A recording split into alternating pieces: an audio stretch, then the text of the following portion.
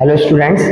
आज जो हमारा टॉपिक है वो है एक्टिव ट्रांसपोर्ट। तो आज हम एक्टिव ट्रांसपोर्ट के बारे में पढ़ने वाले हैं कि एक्टिव ट्रांसपोर्ट क्या होता है और कहाँ पर ये जो है एक्टिव ट्रांसपोर्ट देखने को हमें मिलता है। ठीक है, तो एक्टिव ट्रांसपोर्ट यानी मॉलिक्यूल्स, पार्टिकल्स या आयंस या सॉल्यूट या सॉल्वेंट कुछ भी हो, कोई भी सब्सटेंस हो, उसका मूवमेंट या उसका transport across the plasma membrane. यानी जो सेल होता है, एक सेल से दूसरे सेल में या ब्लड से सेल्स में या ब्लड से टिश्यूज में, ठीक है, या दो सेलों के बीच में जो ट्रांसपोर्ट होता है वो अक्रॉस द प्लाज्मा मेम्ब्रेन होता है। तो उस मेम्ब्रेन से में के अक्रॉस जो भी ट्रांसपोर्ट हमारा होता है, तो वो ट्रांसपोर्ट कई तरीके से हो सकता है। पैसिव ट्रांसपोर्ट भी होता है, एक्टिव ट्रांसपोर्ट भी होता है, डिफ्यूजन होता है, ऑस्मोसिस होता है। उन सब में आज हम जो है वो एक्टिव ट्रांसपोर्ट पढ़ने वाले हैं कि एक्टिव ट्रांसपोर्ट जो है वो क्या होता है।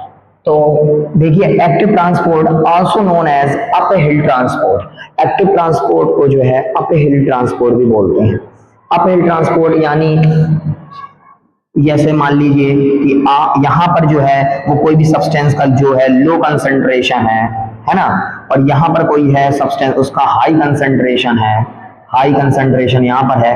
तो नीचे से अगर ऊपर की तरफ हम जाएंगे लो कंसंट्रेशन से, सॉल्यूट, सॉल्वेंट या किसी भी पार्टिकल या मॉलिक्यूल्स का जहां पर लो कंसंट्रेशन, वहां से अगर हाई कंसंट्रेशन की तरफ ले जाएंगे अगेंस्ट द कंसंट्रेशन ग्रेडियंट, तो वो क्या हो जाएगा, वो हमारा क्या हो जाएगा, एक्टिव ट्रांसपोर्ट हो जाएगा। अब आप खुद ही सोचिए, अगर आप किसी पहाड़ के नीचे खड़े हैं और पहाड़ के ऊपर आपको कोई सामान ले जाना है, तो जब आप नीचे से ऊपर जाएंगे तो आपको अगेंस्ट द ग्रेविटी काम करना पड़ेगा। सेम वैसे ही जो मॉलिक्यूल्स या पार्टिकल्स होते हैं उनके लो कंसंट्रेशन से जब हम उनके हाई कंसंट्रेशन की तरफ उनको लेके जाते हैं तो एनर्जी खर्च होती है।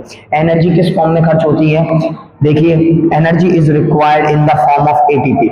एडिनोसाइन ट्राइफॉस्फेट जो है energy currency of the cell, उसके फॉर्म में जो है एनर्जी खर्च होती है। क्योंकि अगर आप भी कोई पहाड़ के नीचे अगर खड़े होते हैं और पहाड़ के ऊपर तक कोई सामान लेके जाते हैं तो आपकी भी जो है एनर्जी खर्च होगी। सेम वैसे ही एनर्जी यहाँ भी खर्च होती है जब हम लो कंसंट्रेशन से हाई कंसंट्रेशन की तरफ जो भी सॉल्यूट है या सॉल्वेंट है, कोई भी मॉलिक्यूल का ट्रांसपोर्ट करते हैं अगेंस्ट द कंसंट्रेशन ग्रेडियंट। तो यहाँ पे हम एक पॉइंट और लिख सकते हैं कि ट्रांसपोर्ट ऑफ, एक पॉइंट और लिख सकते हैं इसके साथ, transport of it occurs against the concentration gradient. It occurs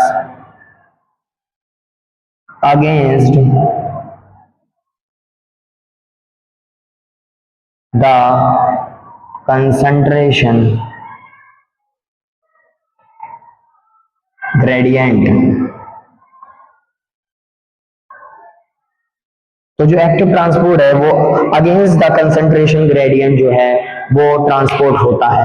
gradient माने होता है डिफरेंस, ठीक है, कोई भी दो चीजों के बीच में जो भी डिफरेंस होता है, या कोई चीज ज्यादा है कोई चीज कम है, तो कितनी ये वाली जो चीज वो कम है वो कितनी इससे कम है, या ये चीज जो ज्यादा है वो कितनी इससे ज्यादा है। इस दोनों के बीच में जो डिफरेंस होता है या दो चीजों के बीच में जो भी डिफरेंस होता है उसको ग्रेडियंट बोलते हैं। तो यहाँ पे कंसंट्रेशन की बात हो रही है। कंसंट्रेशन यानी कोई भी मॉलिक्यूल हो सकता है उसका कंसंट्रेशन की बात हो सकती है, कोई भी पार्टिकल हो सकता है उसके भी कंसंट्रेशन की बात हो सकती है। हो सकता है कोई सॉल्यूट हो सकता है कोई सॉल्वेंट हो सकता है कोई आयन हो सकता है कोई गैस हो, ठीक है, यहाँ पर कुछ भी हो सकता है, पर कंसंट्रेशन की बात हो रही है। तो सबसे पहला पॉइंट हमारा एक्टिव ट्रांसपोर्ट में also known as up hill transport. इसको अप हिल ट्रांसपोर्ट बोलते हैं। क्यों बोलते हैं? अप हिल, ऊपर की तरफ जा रहा है, लो कंसंट्रेशन से हाई कंसंट्रेशन की तरफ जो है मॉलिक्यूल हैं, आयंस हैं, एटम्स है, वो लो कंसंट्रेशन से हाई कंसंट्रेशन की तरफ जा रहे हैं, तो इसको अप हिल ट्रांसपोर्ट बोलते हैं। दूसरा, इसकी डेफिनेशन हो गई, movement of particles molecules from the region of their higher low of the from the region of their lower concentration to the region of their higher concentration, ठीक है। Lower concentration से higher concentration की तरफ जो भी movement होता है उसको हम लोग क्या बोलते हैं? एक्टिव ट्रांसपोर्ट बोलते हैं, ठीक है। Energy is required in the form of ATP. इसमें एक्टिव ट्रांसपोर्ट में जो एनर्जी होती है वो खर्च होती है, किस फॉर्म में खर्च होगी? एटीपी के फॉर्म में खर्च होगी।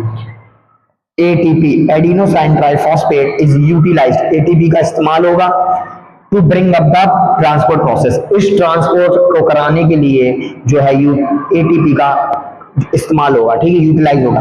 एग्जांपल है sodium potassium pump, amino acid का ट्रांसपोर्ट, ग्लूकोज का ट्रांसपोर्ट, ठीक है। It occurs against the concentration gradient. ये हमारे सब पॉइंट है। एक्टिव ट्रांसपोर्ट के बारे में। ठीक है, थैंक यू।